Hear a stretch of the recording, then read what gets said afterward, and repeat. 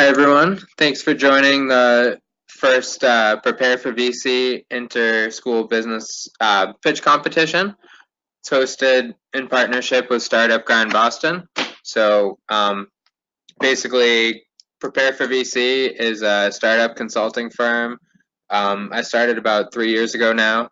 I have a background in the venture capital space and wanted to bring the investors' perspective to entrepreneurs when writing their pitch deck and business plans, and really get them ready to pitch, present to investors, and scale their business. So we offer a variety of consulting services, and pitch deck design, creation, and have a wide network of investors that we're connected with. One of my partners, Abhi, is also joining us here as well. And yeah, help set up the competition today, and will be helping me judge as we go forward. And yeah, Startup Grind is it's a global network of entrepreneurs. It's up to 500 cities around the world, reaching 2 million entrepreneurs. Every month, we're doing different events in each local chapter, with panel events, fireside chats, workshops, and starting to do some events like these with pitch competitions as well that we can engage and bring to the community. So the way it's going to work today is we have several great applicants. Really excited to hear them pitch their ideas and their businesses. They're at a variety of different stages, representing different colleges and universities they either went to in the past or are actively engaged with now. Each presenter is going to get a 10-minute slot, which includes 8 minutes of actual presentation and a few minutes for Q&A from the audience. If you have questions in the meantime, while they're presenting, you can submit it through the chat box, and we'll make sure it's asked during the Q&A as well. And yeah, so basically, we're going to give each company a presentation slot. The winner will receive a package of free consulting services provided by Prepare for VC to help them grow and scale their business. And all of our participants today will also receive a free ticket to our next Startup Grind Boston event, which is a venture capital panel with 4 different investors from local VCs. That's happening on April 11th. So with that, I'd like to call up our first participant, Alan Foster, from Lorecast. And I'm going to so all of these participants today, basically, it's sort of up to them. They can share their screen and show us basically, any pitch decks, demos, videos, or just talk freely about their company. And it's really, the competition here is more about basically the soundness of the idea, how well you present it, and how well you can get all of us interested in what you're doing and see the vision that you lay out for us. Sounds great. Okay. Let's see. Oh, go ahead. And should be receiving a request now to present. That is correct. Can you still hear me? Can you see my screen? Yep, looks good. All right, great. So there we go. So today I'm going to be talking about Lorecast. My name is Alan Foster, and we'll jump right in. So Lorecast, let's see. Are you seeing this pop-out menu here? We just see the pitch deck up on the screen. All right, hold on, because there we go. I had to hide the control panel. So Lorecast increases accessibility to historical documents by reducing travel costs for researchers by about 50% through the use of 4K video live streaming and broadcasting technology. Or basically Uber for archives is the closest comparison that we could come up with. So I'm going to start with a little introduction of what an archive actually is. So libraries, anytime you check out a book from a library, chances are that's a published document that there's a million copies of, but published documents account for less than, I think it's 3% of all content that currently exists. Most stuff is original. So this is stuff such as your great-grandfather's journal from the war, original documents signed by the president, stuff like that. And all of those are stored in archives. And what you're looking at right here is what the average archive looks like. It's still a very manual process. You can see that usually, so this specifically is the National Archives out of Washington, D.C. Most of the documents that you see accessed are stored in bins that you can see a few of them on the table. And there are hundreds of millions of documents stored in warehouses like this. This is what it looks like. I compare it to the end of the Indiana Jones movie, the Ark of the Covenant, where they wheel it back into that big room with all the boxes like this. This is a modern archive. This is actually what it looks like, where you look at this vast landscape and God knows what's actually in most of these boxes. And the truth is that most documents haven't really been indexed yet. There's over 1,600 locations in the US archives. They're spread out primarily in the cities, the urban areas, but they're all over the place. There's, I believe, 6,000 of them worldwide. We fall under the document imaging market, which globally is about $20 billion. Our subcategory is document management, which is roughly $3 billion. And the early adoption market that we're targeting specifically is about $75 million, which makes it a perfect early adoption market because most people aren't paying attention to it. Now, the problem that we're specifically solving, and the reason that most of the process is still very manual, is that on average, less than 10% of archival documents are available online currently. So let's say you Google World War II.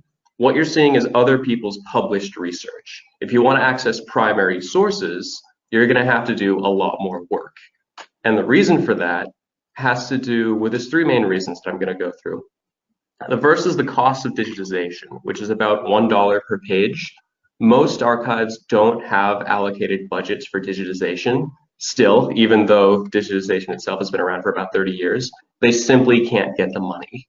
But even if they do manage to get the money, the cost of digitization is actually only about 20% of the total cost of managing a digital document, because once you scan it, which is about $1 per page, let's say, well, then you have to process metadata, then you have to host it, then you have to pay for the database, engineer and their salary is going to be 40 to 50 grand a year just to keep everything up as the browsers and database best practices change.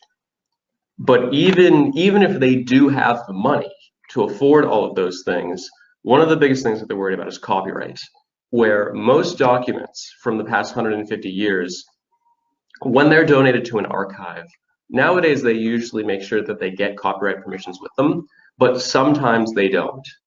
How do you get copyright permissions from a company that went out of business 100 years ago that has 20 signatures from members of a ship charter on it? Who owns the copyright to that? So there's a lot of gray area on, is the research you're doing actually legal?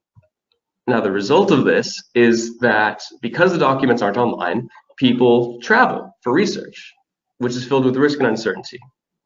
The biggest result is that you're going to end up spending many hours on airplanes. Flights are going to run you $1,000, assuming they don't ground a bunch of new aircraft, so the cost of flights have actually doubled in the past week. That's a good example, and many flights have been delayed. Most archives, because of their limited funding, have restricted hours. So the example is that the MIT archives here in Boston are only open from 10 a.m. to 4 p.m., which means that, and this is a real example, we spoke with a researcher who came from the UK to visit MIT. She got a $1,000 travel grant to come here, a poor student, but a grad student. And she was so worried that she wouldn't have enough time to find the evidence that she needed to support her thesis that she opted to skip lunch for 5 days to maximize her time in the archive. And ultimately, copyright is still a big problem for the researchers themselves, specifically because a lot of people are going in and panicking that they're not going to be able to go through everything, that they'll usually just use their phones to quickly take pictures of every document. Now which is actually highly illegal, but the archivists kind of have to look the other way, because what can they do? They can't digitize everything. It's the closest thing that they're going to get. So our solution is working with the camera that you see there in that picture, which is live streamed remote visitation. We coined that term. The idea is that we prevent people from having to travel by flight internationally, which reduces the stress associated with having restricted time, because you're no longer geographically limited within an area. And I'll talk about copyright in a minute and the steps we've taken to solve that. So as an example, right now, let's say a researcher from the UK wants to come to Boston for a week. That's going to run you about $1,600, which it's basically the cost of a vacation. And people fund this out of pocket. They do it through travel grants. There's a lot of different ways that you can get this funding. The solution we're proposing is, rather than leaving, you work with a research assistant already based at that location who live streams the document in real time. And our goal is to set these locations up, which basically allows you to research from home in your leisure time, our goal is to set up multiple locations like this. We charge $0 upfront, $30 an hour, which is literally half the cost of doing physical research, traveling like that. You can have multiple locations spread around the world, which means it's a really scalable way to access documents based on their dog and the barking in the background, based on their historical relevance rather than their geographic location. So demo, let's go for a demo. So what I'm going to be showing is, I guess I'll start with our website here. Everybody can still see my stuff, right?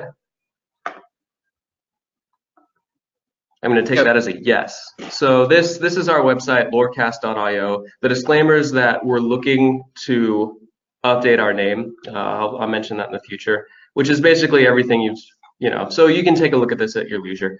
Right now we have it so that you can go online, you can schedule sessions. We have them, so you can do a half day or a full day session. We don't do it hourly. We want to make sure that when we send somebody on location that we actually get paid enough.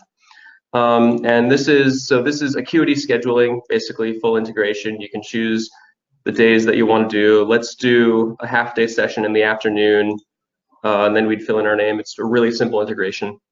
What we're using for the live streaming is called Vmix. So here, we'll switch to me. Hello.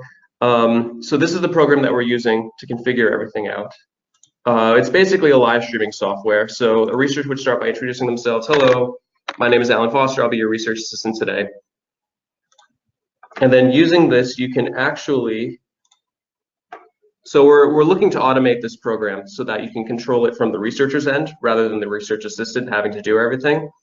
And from there, you can basically navigate through a document in high resolution. I'm not sure how this is looking on the other end because we're using Vmix as our video encoder. I'm not sure what GoToWebinar is actually doing for the quality. Otherwise, I'm hoping it's looking pretty okay. At least it is for me because I was able to calibrate our system. So we are live streaming in 4K. That is our goal. So continuing on. Now, I've been kind of obsessed with the power law, learning more about it. Now, most of our competition focuses on the 10% of documents that's already digitized. They're looking to move this incrementally. And we estimated that if you took every document scanner on the planet and started running them basically 40 hours a week, every week for the rest of time, you would maintain that percentage of digital content because so much stuff gets created every year, especially with emerging markets such as China, India, and stuff like that. And that was kind of the tipping point for realizing we need to come up with a radically different solution to focus on accessibility rather than permanent digitization. And that's where we fall in. We provide access to the other 90% of content. Now, you'll probably ask how much of that content is useful. About 60 to 70% of all information that's in an archive is useful. It's usually just useful at very specific times. And it usually doesn't make sense financially to permanently digitize that document. It'll never be worth it. Now, this is our tech stack. You saw, let's see, the scanner in a picture before. Our tech stack is really simple. We're not building anything crazy. It's a basic WordPress site. We're using Vmix calls, our video encoder, Acuity for scheduling. That's the laptop I'm currently using. Regarding copyright, now, we're coming from the video game, or working with early alpha testing of video games. They actually solved this problem of how do you prevent people from sharing copyright or unauthorized content. It's called alpha channel layering, which I actually didn't show it in my demo, but here, actually I can because we have it still up. Now, hidden right here, and if I lower this, what I'll do is I'll update there it is. Plastered over every, you probably didn't even notice this, but right now there was timestamps spread out with my name, the date, and the actual time that this is being recorded, plastered on every single frame that we broadcast, which means that we can identify if somebody releases or leaks copyrighted material, we know who did it and when, and we will hold them accountable. And that's at 10% opacity. So it's there. If you look very closely, you can still see it. But to the naked eye, nobody would even know it's there. So that's our simple innovation. Our current partnership, so we're looking to apply for a grant through the ICA, the International Council on Archives. They offer 10,000 euro rolling grants, so we're applying for that. We're currently partnering with the MIT Aga Khan Documentation Center, which is a Muslim majority heritage collection, which was donated about 40 years ago by an MIT student or an MIT grad. What's interesting about this collection, it's actually in the basement of the Big Dome, if you ever drive by MIT in Cambridge. So most of their visitors were coming from the Middle East because it's a Middle East heritage collection. And I think they're attempting to digitize most of it, but they're in the low teens, I believe, right now for their content online. And most of their visitors were coming from Egypt and India, Syria, stuff like that. Right now, the travel ban is still in effect, which means that all of their researchers, their PhD level researchers from Syria and Iran and Iraq, are banned from entering the country to do their research. If only there was a way that somebody could come forward with a service that would allow them remote visitation access. How am I doing on time, by the way? Yeah, if you can, I think if you can wrap up in like 30 seconds or so.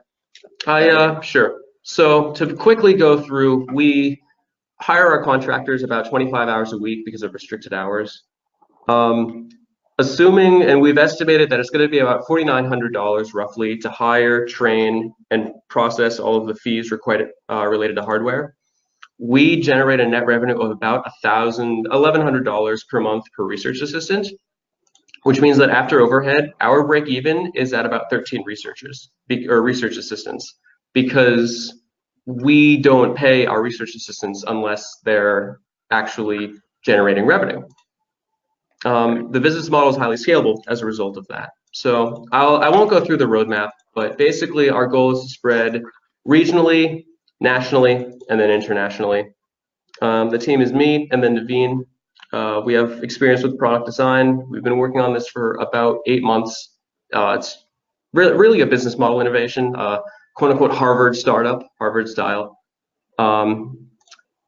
Otherwise, some of the things that we need help with is, so we're applying for several federal and foundation grants, but none of us have experience with that. So we're looking for help in basically going through that, advisors in that. We do not have a CTO, and long-term what we want to do is use machine learning so that you can look at a page and within 2 seconds have a confidence level of how useful that is to you. So you're researching your great grandfather, you have their name, the name of the ship, the year that they came to America. Having that metadata, being able to parse metadata out of information. And once we generate this metadata, we can use it, we can basically give it to the archives in exchange for recommending that their visitors use our service. So it's a very strategic partnership like that because they're desperate to get the metadata that they don't have access to. Obviously, simple things like organizational management, how to create the correct KPIs, financial projections, and eventually, obviously, fundraising. That's everything. Thank you. Thanks, Alan. Yeah, great presentation. Yeah, I'm gonna unmute everyone if or basically give everyone the option to unmute themselves if they want to ask questions. Just to start it off here, you know, yeah, it definitely seems, you know, you had a great job of explaining sort of the use case. Let's see, and can anyone hear me? Because I can't hear anyone. Oh.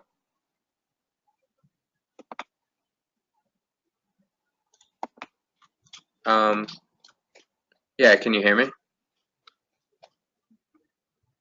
Hey, Alan.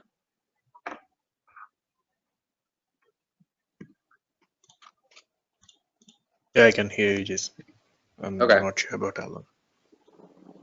All right.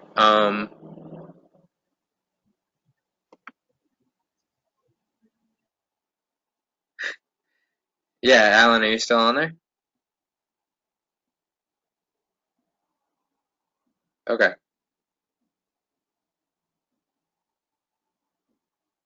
All right. Well, no, I mean, I think you did a great job of, you know, telling us basically this new innovative system. Oh, it looks like you're back on. Hey, Yes, Alan. I'm sorry. I have no idea what just happened there.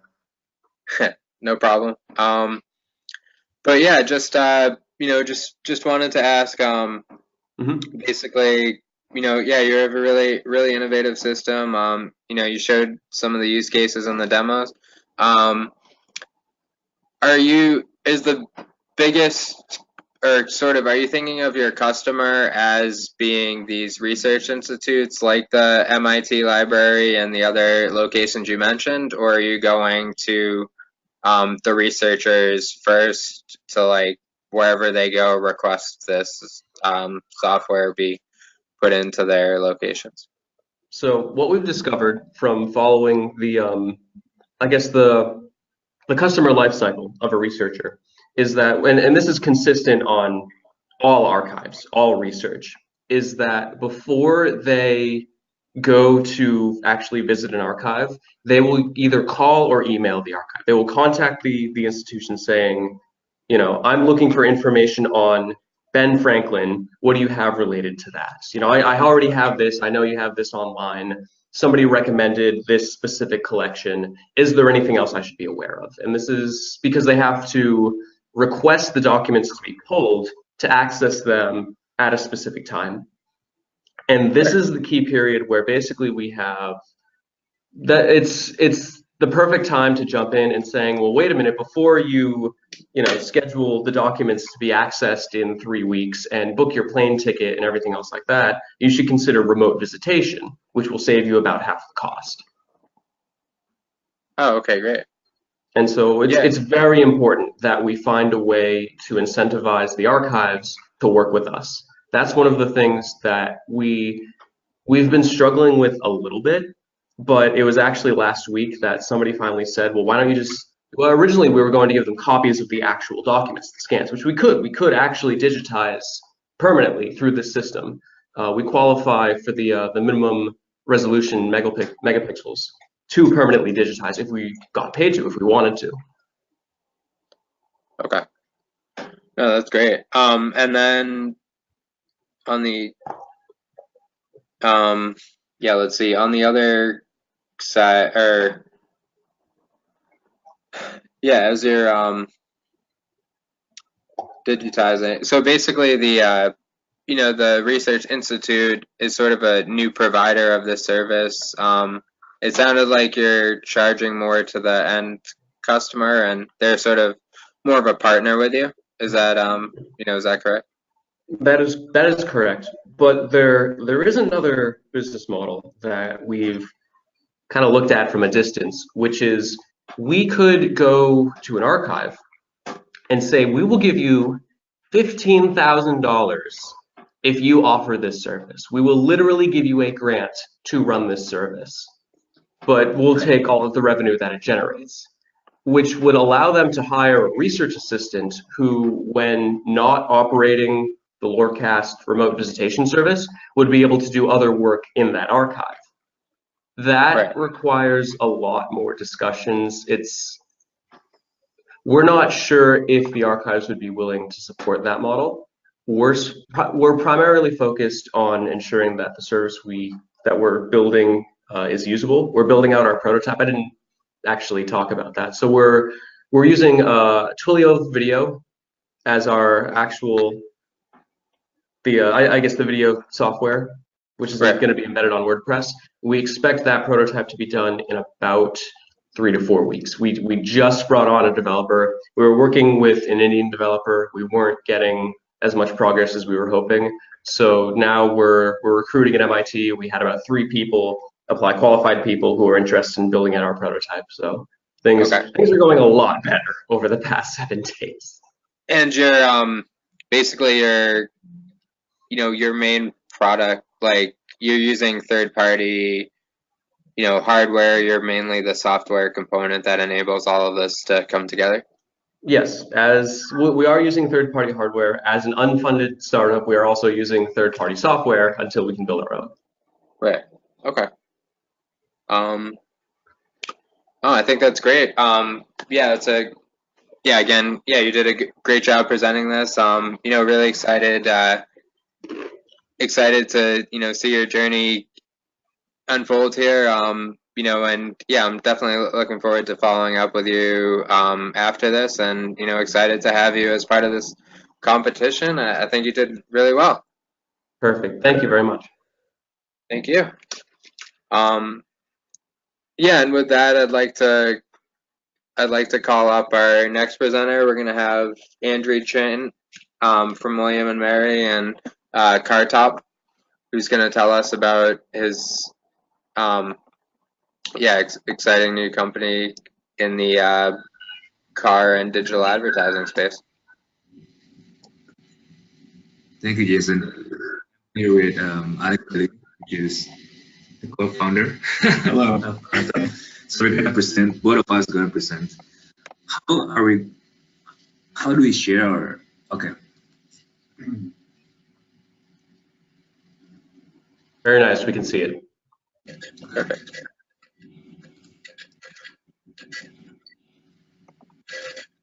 Can we close the dialog box? Yes, minimize it. Can you see our screen clearly? Yeah, we can. This is a CarTop video.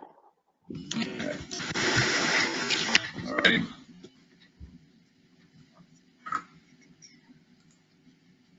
Okay. So welcome to CarTop. My name is Alex Bellini. I'm a first-year MBA candidate here at the Mason School of Business at the College of William and Mary. I'm specializing in entrepreneurship, and before that, I earned a bachelor's in biology and spent the last several years working in biotech startups in Southern California. And I'm Andrew Chin. I'm currently second-year MBA candidate here at William and Mary. I specialize in consulting, and I have background in information technology. I was a project manager, mostly delivered some of the global projects for some of the biggest global banks in the world. So I just start with CarTop. Now, what is the problem? So my mom is a small business owner, and one of her businesses was to sell homemade cookies. And believe me when I say that they are delicious. But she always had a problem with scaling up her businesses because she doesn't know how to advertise, and the only mean of advertisement that she had was by word of mouth. So I always told her that why don't you just try to advertise some other way? And she always said that I don't know how to, and like online advertisement is very, very expensive. So my mom's problem is actually faced by a lot of people here, a lot of small businesses, because advertising is getting too expensive. and they also don't know how to reach their customers anymore. So we went to talk to some business owners in Williamsburg and around campus area. Some of them, and these are the real quotes from them. One of the owner of the delivery laundry services near campus says that we don't know which channel are effective anymore to reach new customers. They have tried everything and they need help. And others say that they did not advertise just because it's simply too expensive. So before moving here to Williamsburg, I lived in Los Angeles, California, and my round trip commute time to work and back every day was over 3 hours, which meant for 3 hours a day, I sat in my car thinking to myself, I wish I had a way to make a little extra cash, and all of this idle time in the car would be the perfect time to do it. So as it turns out, there are over 200 million drivers in the United States alone, and each of them spends an average of 17,600 minutes per year stuck behind the wheel. So we had the opportunity to do a number of customer interviews, and we interviewed 34 drivers here in the greater Williamsburg area. 23% of them said that their biggest complaint about their daily driving habits is that they spend too much money on gas. And 68% said that they had actively considered ways to earn extra income while they drive. One actually said that they wished they could advertise while driving. And another imagined a world in which cars had decals all over them to help pay for their gas. So this idea of using your car as a medium to make extra cash is not a new one. Today, companies like Curb and Rapify offer drivers an additional source of income to advertise while they drive. But the problem with both of these is that simply displaying an advertisement doesn't necessarily ensure that it'll reach its target viewer. For example, a storefront here in Williamsburg doesn't gain customers from a wrapped car as that car road trips to DC. So here at CarTop, we'd like to take these okay solutions and make them great. So CarTop is a 3-screen LED device to be mounted on top of your personal vehicle and used to run geo-targeted advertisements during your everyday commute. Leveraging the growing shared economy, CarTop provides drivers an additional source of income through a revenue-sharing business model and incentivizes pedestrian viewership through an app-based loyalty program. So CarTop is in a unique position in which we are actually working with 3 entities. So these are the 3 customers that we have. First is the advertisers. The data shows that 99.7% of businesses in the US are considered small businesses. So it's actually safe to say that they are the backbone of US economy. Our target market first will be San Francisco area. And the small businesses number that falls into our category is around 57.5 thousand. The second type is the drivers. The data again shows that 50% of US household income falls below 57,000. This data just shows that there is a need for people who actually get extra money for their commute. And the target drivers that we have in Greater Bay Area is around 365,000. But the third entity that we need to communicate with are the viewers, people who are actually they are pedestrians or passengers who look at the advertisement and decide to interact with them. So how do the advertisers start with CarTop? So first, they just need to upload the advertisement through our website, and then they just need to select location, the radius, and the type of ad display. And then they will be able to monitor advertisement performance as the drivers actually go around the city displaying the ads. And then the advertisers are charged on per view and per click basis, depending on the time of the day.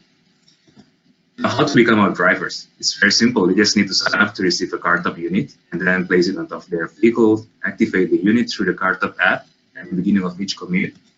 And CarTop app will track their routes and display their ads assigned to the location on top of the unit. And of course, the drivers can also monitor their earnings at the end of the trip. And we will share 75% of the ads revenue that's generated by the trip with the driver. And they'll be a happy driver. So the pedestrian side of our app is designed specifically for those interested in participating in a loyalty program and displays a list of all of the advertisements being shown in your area. We've gamified the user experience. Users gain loyalty points by interacting with the advertisements and can redeem those points at any of our participating advertisers. And this enables us to track click-through rates and can help in the acquisition and retention of advertisers. So what's next for us? We've collaborated with Sal's by Victor, which is a popular eatery here in town, who's interested to see where this concept can go. And they sponsored this advertisement to enable us to run a pilot study right here in Williamsburg to measure viewer engagement. So we're here today seeking your help. Help us take small business to the top with CarTop. Thank you, guys. Sorry, I was muted. Yeah, thank you. Yeah, that was a great presentation. Again, yeah, I'm opening it up for questions and, gonna start it off here as well. But basically, it's an exciting platform. Yeah, I'm wondering about with the geolocation advertisements you mentioned, sort of what happens, and obviously this isn't really an issue at scale, but when you're launching, what happens if you drive out of the zone that somebody's advertising in? Yeah, that's a great question. And essentially the way that we would address that is by allowing the units to default to an advertisement for CarTop on the units that are outside of an area that a small business has chosen to advertise in. So if there's not enough advertisements to be consistently displayed on the unit, then the units just default to an advertisement for our company. Okay. And are these basically, so the drivers and the survey, you've spoken with, any potential drivers you've talked to, is there business, or basically is their goal, to supplement the commuting they already do, or are they going to be, driving around extra just to earn revenue while they're driving? I think you highlight two very distinct segments here. And I think that there is a segment, and this would obviously warrant further research and further interviews. We believe that there are two segments, one of whom are drivers that just want to supplement their current commute. The other would be the traditional Uber or Lyft driver, the people who already use or are comfortable using their vehicle as a medium to make extra income. And we predict that those people may consider driving more in order to generate extra income. Okay. Yeah, that makes sense. I have some questions. Yeah, go for it.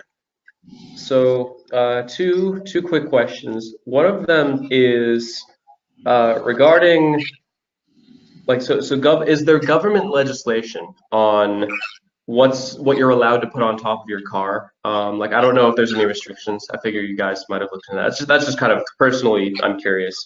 And the other thing is, do you guys know what the cost of your hardware is and what the return on investment would have to be? Yeah, those are great questions. To your question about the legislation, we've had discussions with a number of people familiar with this of thing, legislation. We've had discussions with lawyers and judges in the area, and the consensus is, and this may not be satisfying to you, but the consensus is that there is not any legal restriction at this time. Now, that's not to say that at some point there wouldn't be. Often we make laws in reaction to changes in technology. But with that in mind, as I mentioned, I'm from California, and in California, there are restrictions on what types of ads can be shown on roadside billboards, for example. And so roadside billboards, even digital ones, can only be static images. But as soon as you cross the border into Nevada, all those laws and rules change, and you can have video advertisements. And so as soon as you cross the border, all of the billboards change immediately.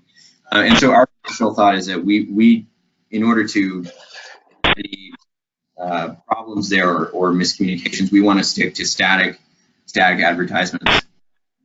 And then I'm sorry, would you repeat your second question one more time for me? The other question was the cost of the hardware, the car toppers, and what your return on investment would be, how long you think it might take. Well, we are actually a very early startup, and although we don't have the complete financial structure at the moment, we do have some basis for the cost of each unit. And at this point, if we can produce it we actually target to have 5,000 units for the first year we operate, and that will actually cost us like around 600 per unit. Okay, that's not too bad.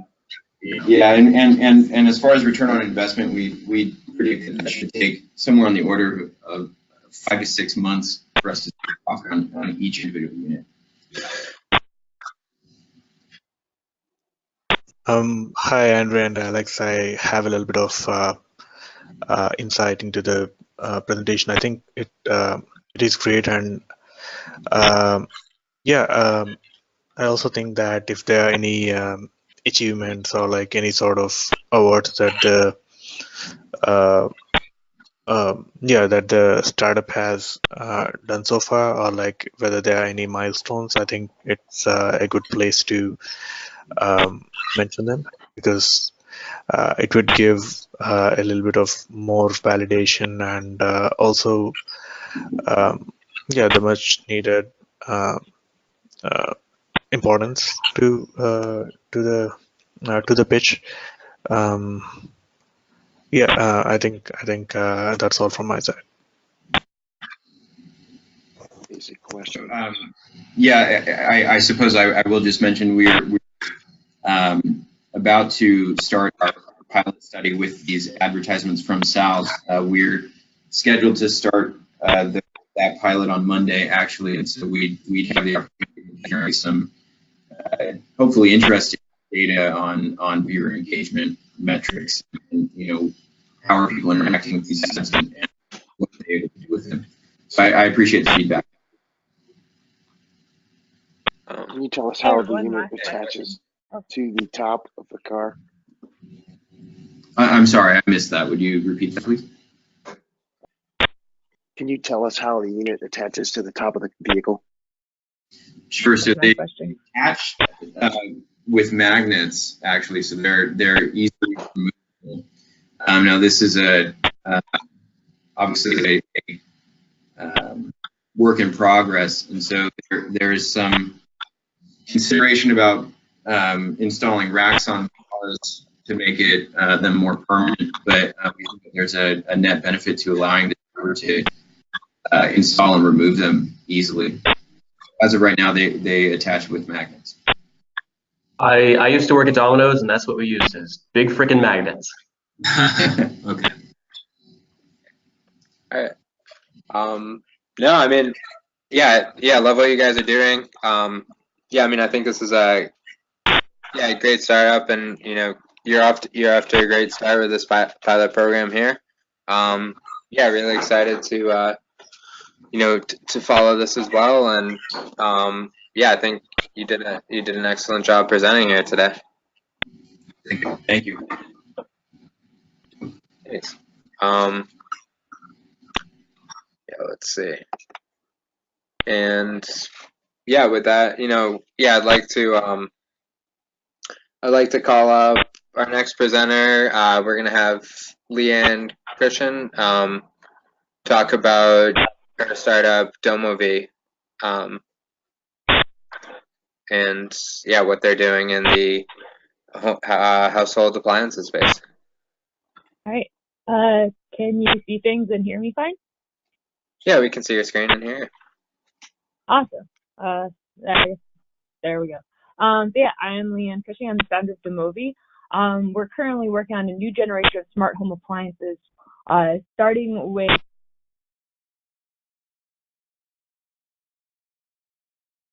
laundromats.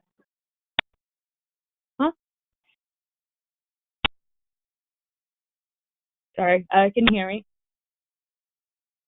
Yeah, we can hear you now. Okay, cool. It just told me muted, so double checking. Sorry. All right.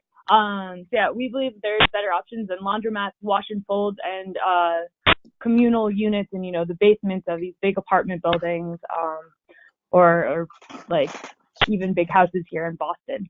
So yeah, there's currently two of us.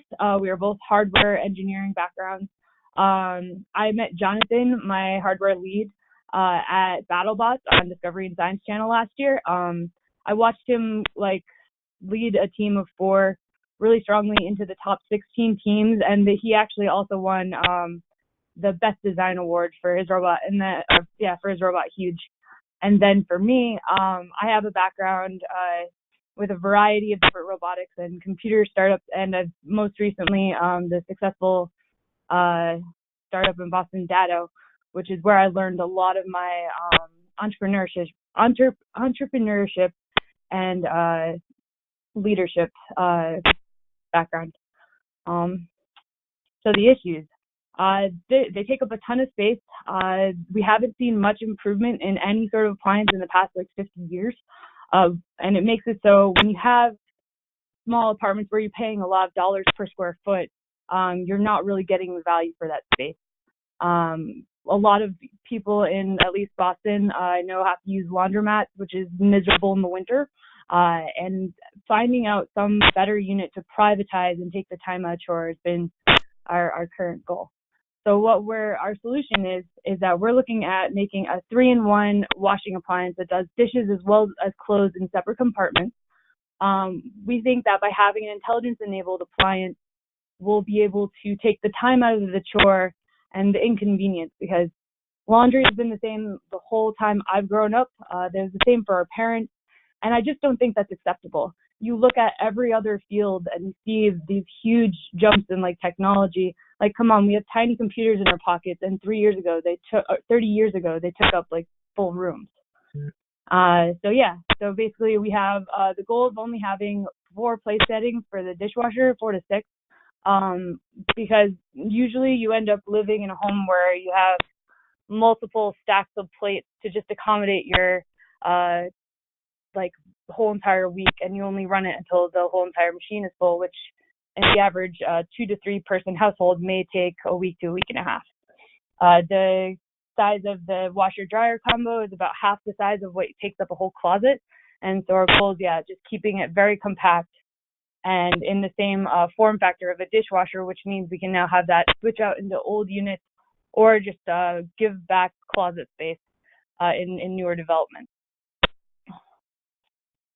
We find that, at least when I've done some market research in both the San Francisco, New York, and Boston spaces, and you have an average of $400 to $600, at least in Cambridge, Somerville, for having all amenities included, which then means you can actually promise an MRR to your real estate owners or developers that you can ask a higher amount of for rent without having to accommodate like a bigger space or extra plumbing and electricity.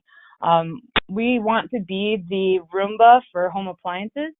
You can now see, I think it was 2017, 12% of the whole entire vacuum market is taken up by Roombas. And so while they aren't like as large of a capacity vacuum machine, you do have a lot of people willing to pay the extra cost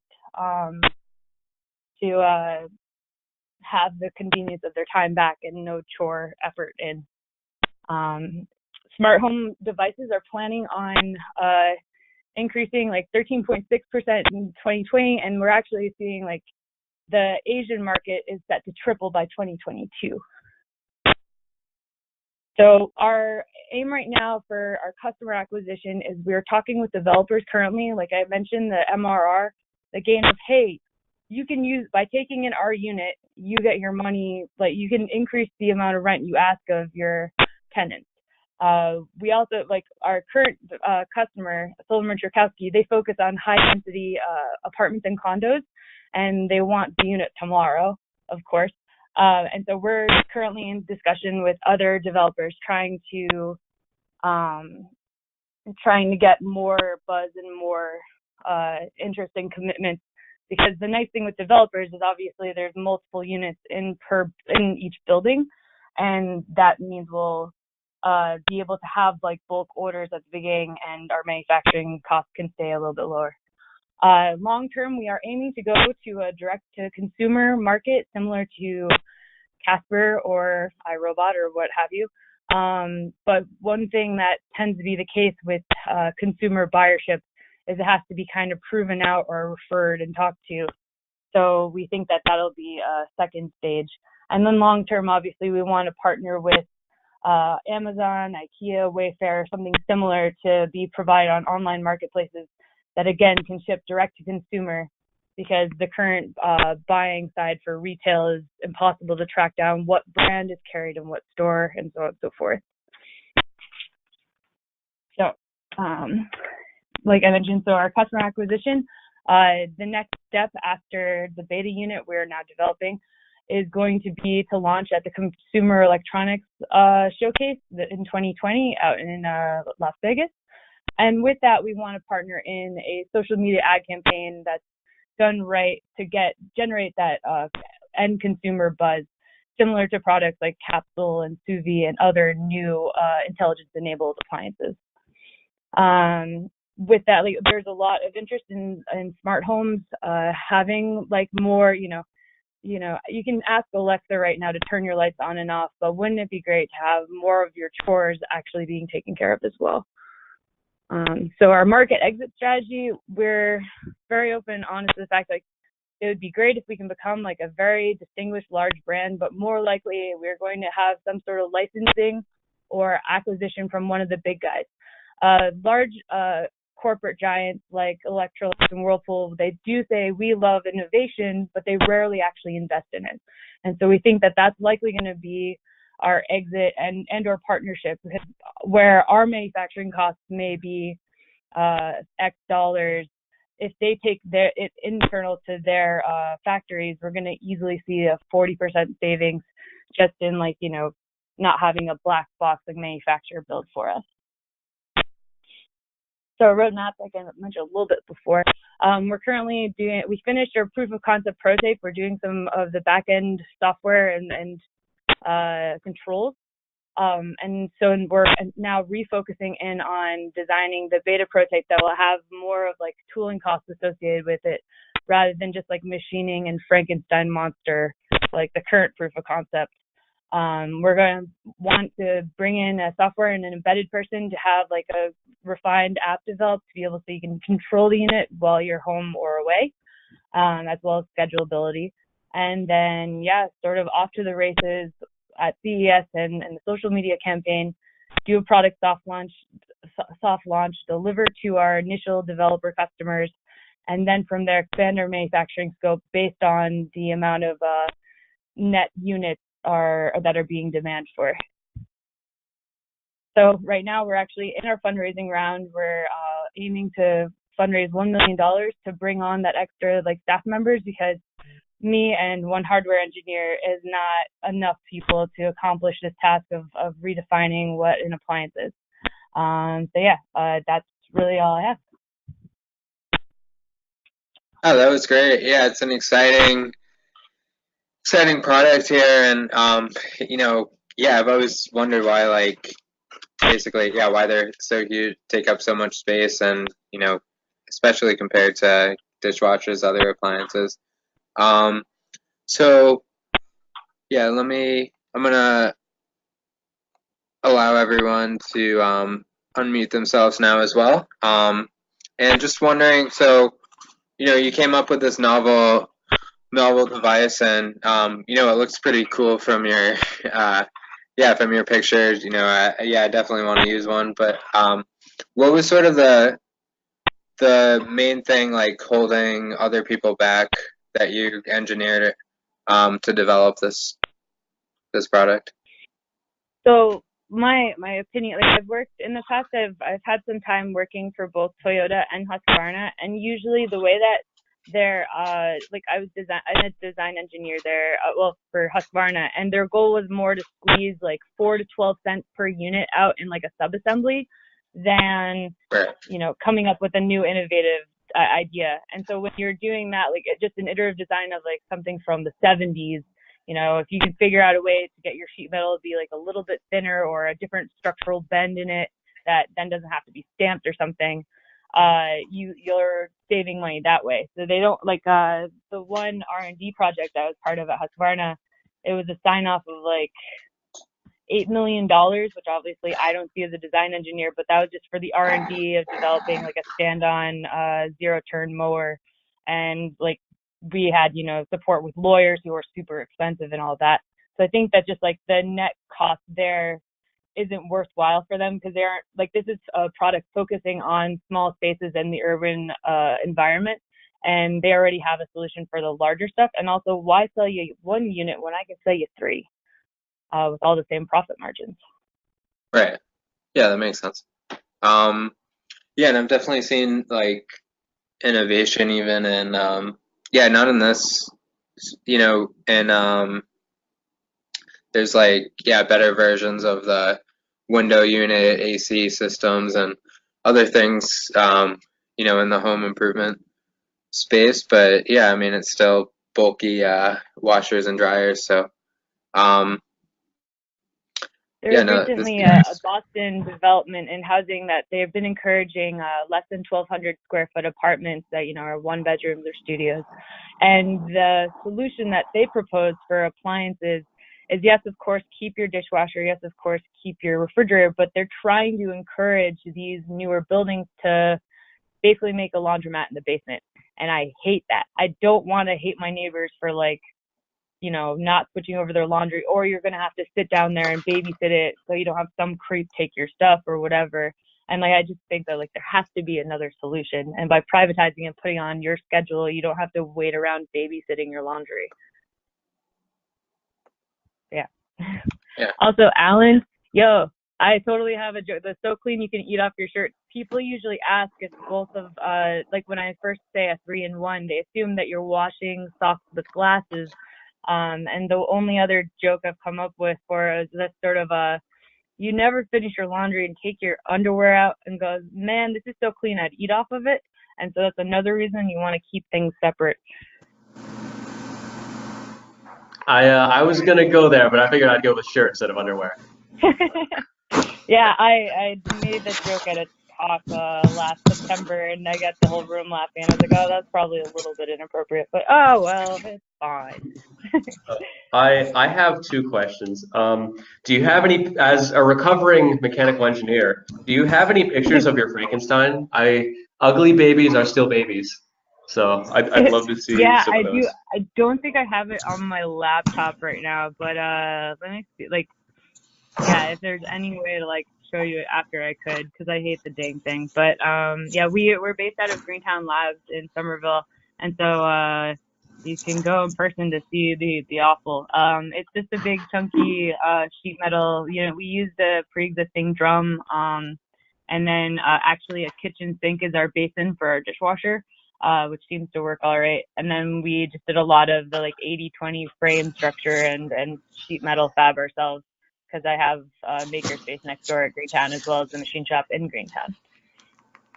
Very nice. And the other thing is, do you have any patentable innovations that you know of? So there's, yeah, so the combining 3-in-1 has not been a thing yet. And I think that I've been talking with one of my other BattleBots friends. His dad's a patent lawyer, and he thinks that the patentable stuff is actually more going to be on the software control side and schedulability, because that doesn't really exist right now. Like Maytag had announced at CES this year that you can turn a washing machine on and off.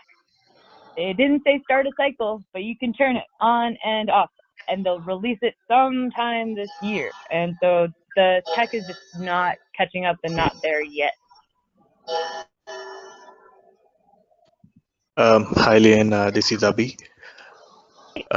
I have a question on the appliance, and it's about the customer preference. Like some of the customers might want to have their separate station for their laundry, and there might be a preference which is based on like this is my laundry station, and this is my this is where I do the dishes, and this is where I do something else.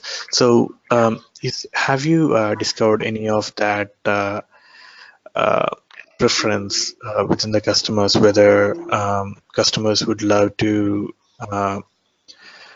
do it the traditional way, or whether there is a possibility that the customers or like the people can do all these things very differently in the future. So I guess I guess I might not fully understand the question. Are you saying that have I found there's a customer preference or hostility towards having both appliances in the same space, or more on the concerns of like the size of each option, or what? I guess No, I'm the first one, not the size of each one, but more like whether there is whether have you discovered that the customers are going to switch to Domovi because right. yeah. I guess the things I've found as far as like the direct to consumer like customer outreach of speaking about my idea, because hyping it is what you do when you do this. The response has more often been anyone that is in Cambridge, Somerville, like a lot of my friends that are at MIT, for example, like the Cambridgeport apartments are these tiny little boxes and they cost way too much money every month.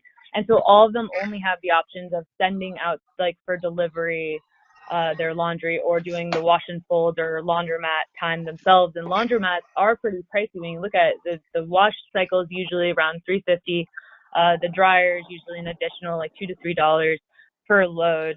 And then also you just have to sit around and babysit it, or drag it out in an Alston like winter, which I used to do to like a laundromat and so on and so forth. So yeah, I guess my primary goal with this is like the idea that you can schedule and not be around. Like people value their time in different ways depending on like I know personally I hate doing my chores. I'm lazy. So I value my time. Like if I have to sit around for an hour or two waiting for my laundry to finish, usually I'm working besides that. But it is like a notice of the times of the chore. Like we're in build season for BattleBots right now. And so I'm out and about and off like building in all my spare hours. So like the laundry queue or dishes queue does tend to like stack up.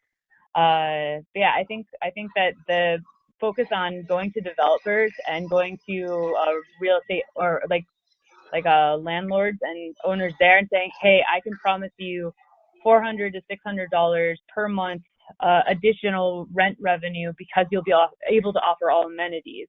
That's where I think the initial like market driver is going to be, because you can reclaim the cost of at scale we're aiming to be around $2,000. And so now you're saying within 4 months, and usually, at least most leases are at least a year, you're able to recover that cost and then only have net gains after that. We also have, with the home assistant tech, there is a lot of products in the works, or just sort of brainstorming of how can you command Alexa to do more things for you. And I think that the chore options are going to be more appealing, like the smart home. When you envision the sci-fi future, you have Rosie the robot or something doing everything. And so I think that by having a lot of smaller intelligence-enabled appliances and cobots will make it so you don't really have to put any effort into keeping your home clean and your clothes and dishes and all that. Got it. Thank you. Yeah. And then I'll just ask a last question here as well. Yeah, I know you referenced Casper and some of the other home brands as well. So yeah, I mean Casper, got big in the mattress delivery and like mattress in a box space, doing a lot of advertising, digital advertising, radio campaigns, other basically just mass messaging to the consumer versus through the retail channels. And now they're in some retail locations as well. Is that sort of the model here as well, or is it also primarily retail channels? I think that the ad revenue, like the digital ad services, is likely going to be where a lot of that. When someone is Pinteresting their new home or the vision of their home, most of the time they are already clicking that. Someone's scrolling through Instagram and there's like a bunch of different furniture options like Wayfair and there's like Lily and there's a couple other ones that like basically you see that and you go, oh hey, I've been thinking about a new couch. Click, go. And so in this case, I think that's going to be the easiest way to acquire the end consumers, and sort of approach that way. But I do think that, like, for now, I think the developer side makes sense, and then also it's a good way to get our units out there quickly and do some additional testing as we start to expand. Yeah, I really like the way that Casper actually came out after Purple, and Purple did more of a passive advertising, and so Casper ended up taking a lot more of the market, even though they weren't really promising any new innovative tech. Fun fact. Oh, yeah. All right. No, this is great. Yeah, really exciting, and yeah, looking forward to hopefully using one of these myself someday, and yeah, following your startup journey. Yeah, excited to have you in the competition here. I have a final thought. Make sure your co-founder doesn't use the BattleBot programs in your washing machines, because when the machines take over and become our overlords, I don't think I'd be able to fight my washing machine. So make sure those software stay separate. Oh, totally. Yeah, no problem there. My robot is an undercutter that looks sort of like a stealth jet fighter. And then his robot Huge is a vertical spinner and it has angry eyes. If you look up Robot Huge, it's pretty good. Also, one of his fights is one of the more viral ones on YouTube this year. So if you get bored and want to watch it, but yeah, we're mostly just giant RC cars. So there's no like autonomous kill mode. Oh, that's how it starts, though. That's how it starts. Oh, good.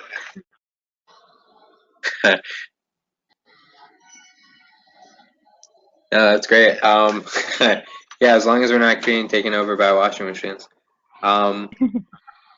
Yeah, and with that, yeah, I'd like to invite up Shashwat, our last presenter here, to tell us about our innovative startup and all about what. Sorry, where did that go? Oh, here we go.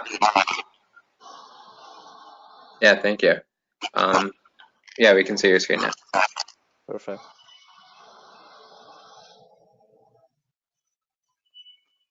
All right, can I start?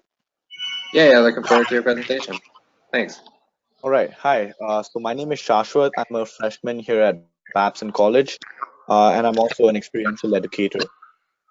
And let's get into it now. So the richest 1% of the world have access to more than 45% of the world's wealth, whereas the poorest 64% own less than 2% of the world. It is clear that global inequality is at a crisis. And this results in the underprivileged people, animals, and the environment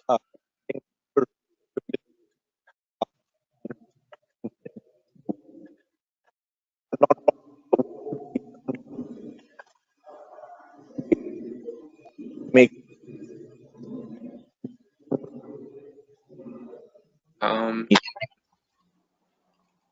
Hello? Yeah, I'm having trouble hearing you. Can you hear me? Oh, now I can hear you. Perfect. Looks like.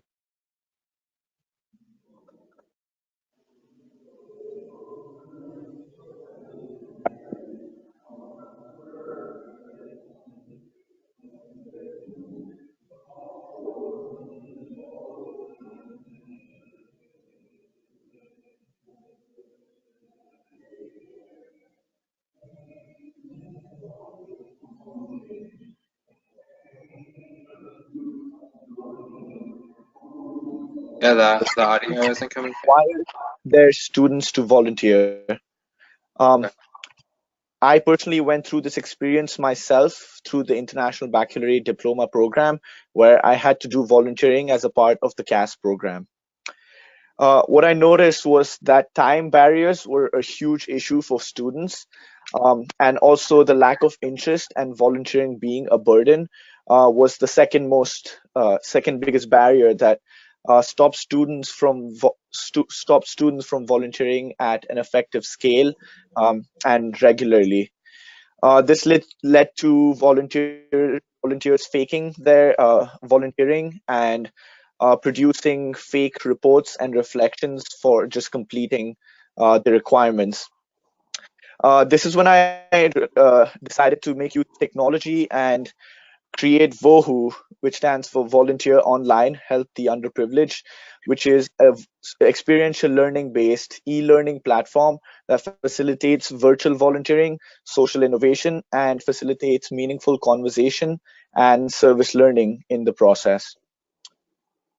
So the target market for VOHU is going to be primarily students, especially IBDP students and college and university students. The customers would be the parents of these students or the institution itself.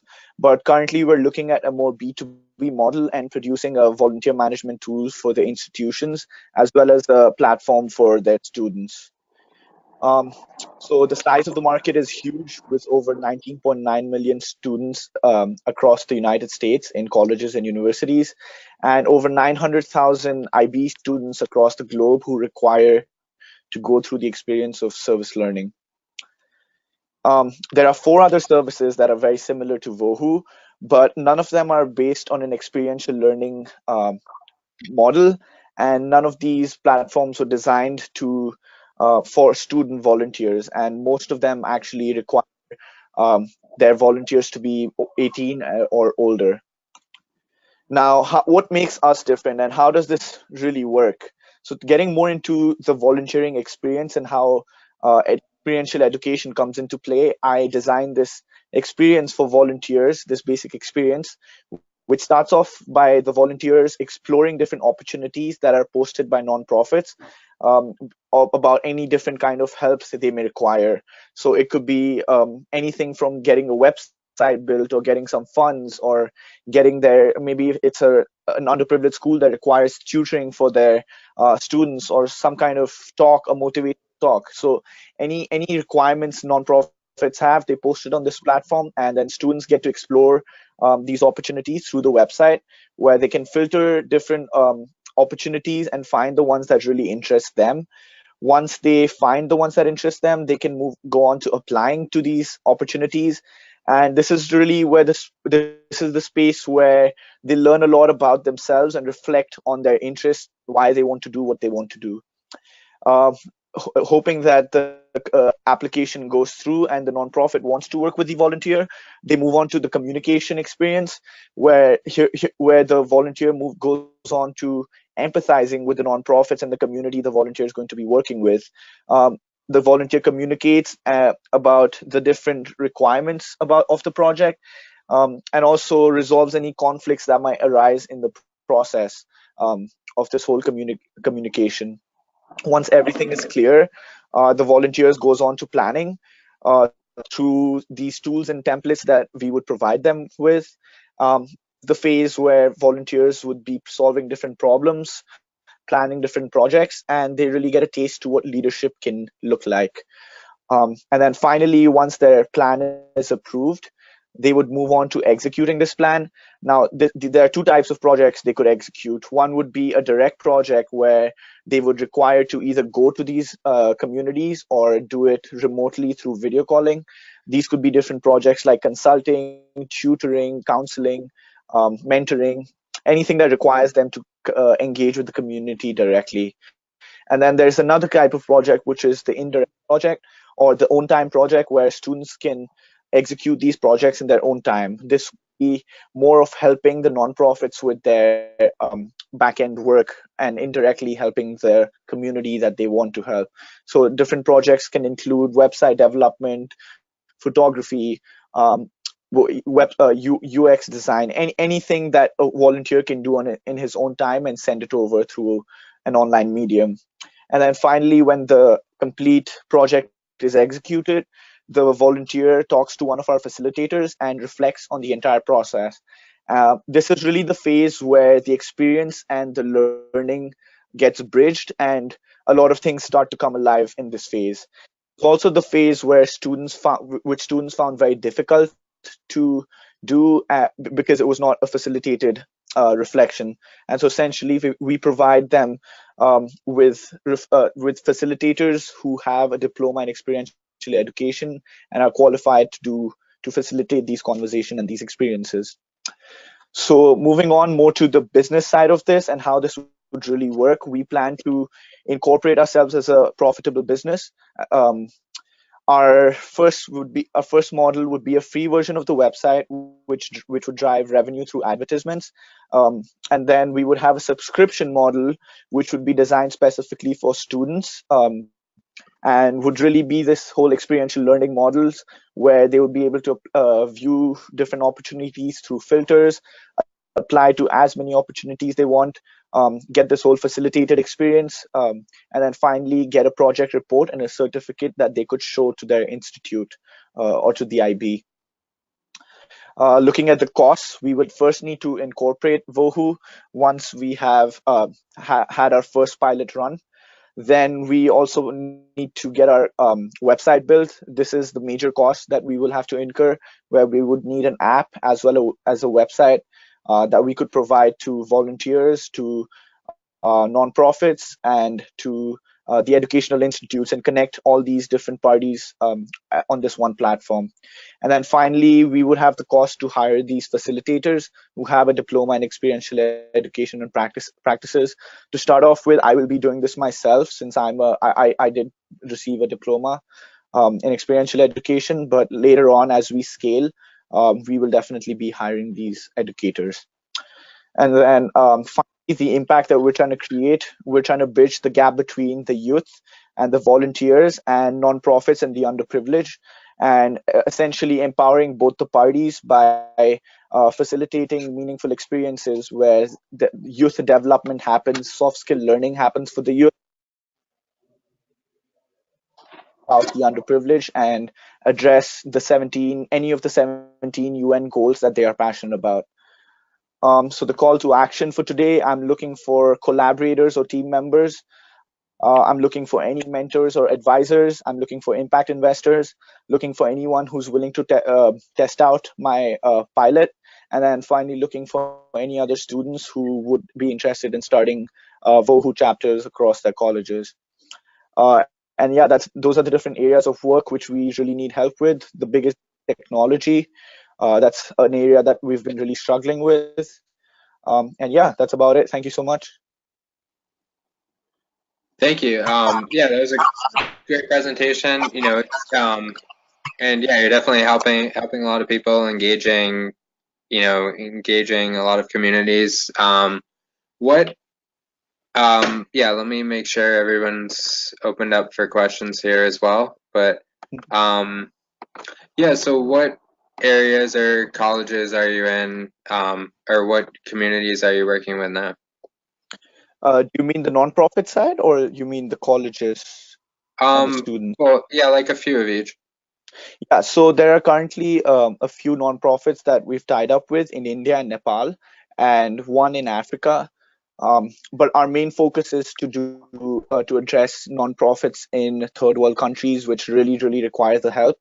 And then eventually we do plan to partner up with local communities in the Boston area and across the US as well, because our target market for volunteers is going to be the US. And then in terms of the other side, which is the colleges, currently we are partnering up with Babson College and a few clubs on campus to run a pilot with. We also have 2 IB schools who are very interested in piloting our work. And yeah, we're still doing more research and trying to understand the whole college market, because that's something new to us. We focus mainly on the IB market until now, but now trying to test the college market out as well, and then doing more research in that area. That's great. Yeah, and so let's see. Yeah, and what is there? Total AUM. Oh, sorry. Is that a question there? Oh, yeah. I was just gonna ask.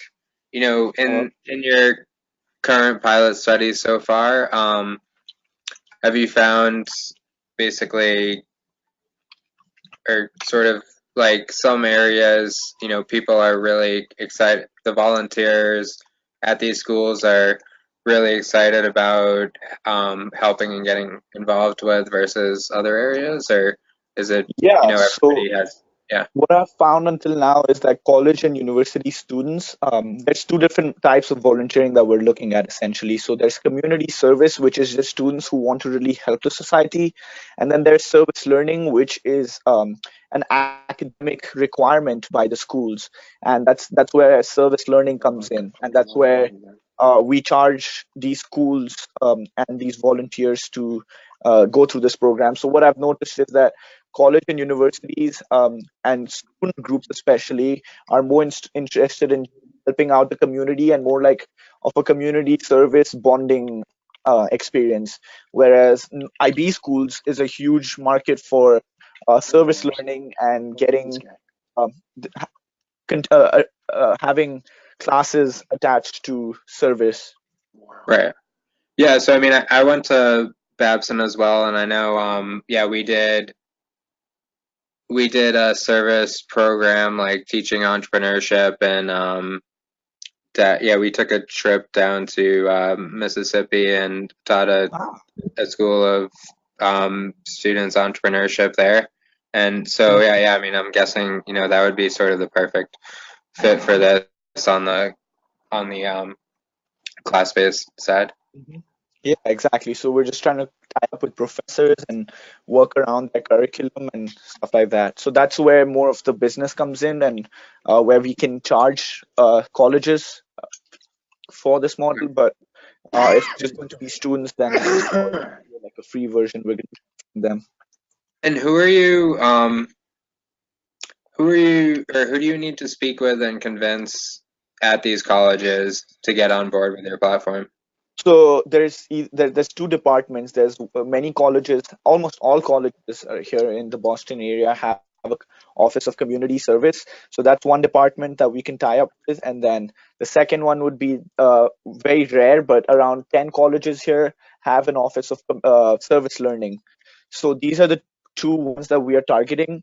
I'm still not sure who has the final call on whether they would pay for such a software, but that's something that we need to find out as we do more research into this market. But yeah, we're just essentially trying to reach out to these different departments at different colleges and trying to learn more from them about this whole market. Okay. Sounds great. Are there any other questions here? I have a helpful note that I can quickly throw out. Are you active with the Boston EdTech Meetup group at all? No, I am aware. So look into them. Our next event is on Wednesday. We hold monthly events that basically allows everybody working in education technology to network. Oh wow, that's awesome. Yep. So there's our next event is Wednesday. In May, we're going to be holding an event on the we're going to have the director of technology for BU talking about what the actual process is that universities go through to adopt new technology, which it's 2 months out, but that will be directly applicable to what you're working on. So Yeah, it should be that helpful. sounds like a great. Yeah, that's exciting. This is a great platform, great great goal here, and I'm sure all the students getting involved, and making the world a better place. And you found a way to sort of bridge a gap in this need as well. So yeah, excited to be a part of this and see your journey here. Thank you so much. Thank you. No, great job. Talking about. And with that, we're just gonna take a few moments. Basically, Albie and I to go over some of the all the exciting presentations we've had here today, and then we'll announce the winners and wrap up here. Let's see. So.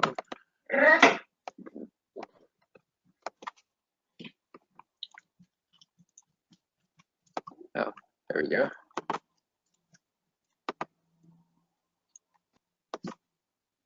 All right. So again, thank you. thanks everyone for joining, both as the presenters and the attendees here today.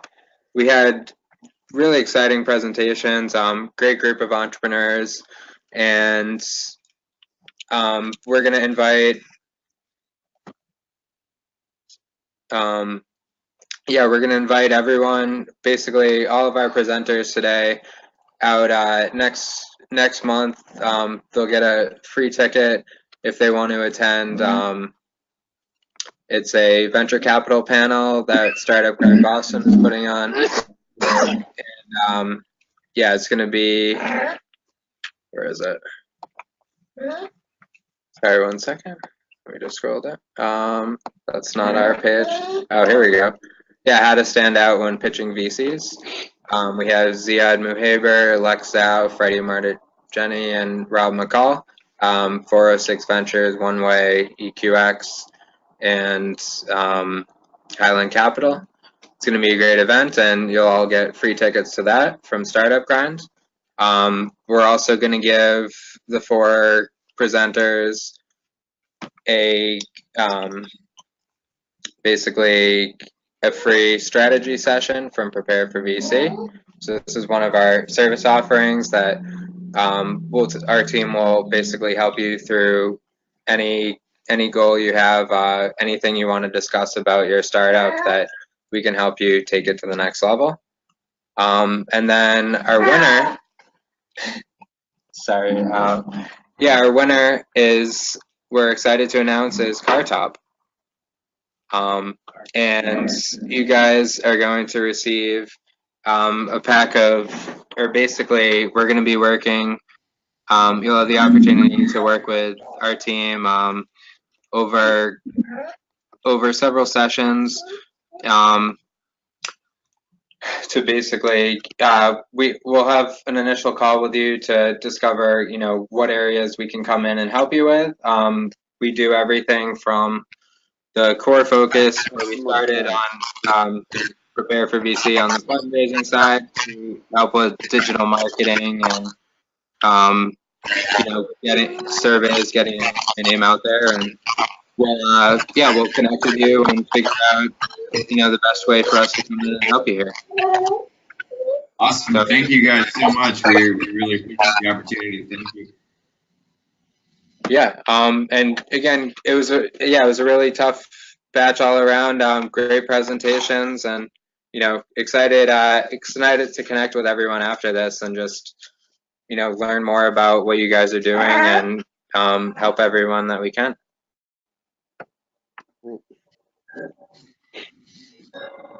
Thanks. So we'll be following up shortly. Thank you. And